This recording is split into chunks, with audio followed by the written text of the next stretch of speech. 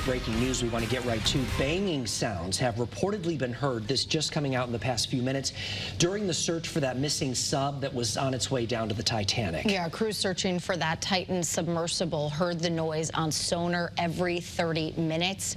Also read here that 4 hours later, after additional sonar devices were deployed, those bangs were still heard. The submarine, we've been talking about this for days now, is carrying 5 people.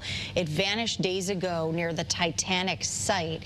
Initially, they had 96 hours of oxygen, but right now they have less than 40 hours of breathable air. This is interesting, too. CNN is reporting the U.S. Navy now confirms that they're bringing in some kind of system that could potentially lift this large, bulky item from underwater, which is something that is just developing right now as well. So we'll post updates, of course, overnight for you on the Channel 3 app. Absolutely. Yeah. Everyone rooting for them and the rescue crews, and there is still some hope, but obviously time is of the essence here.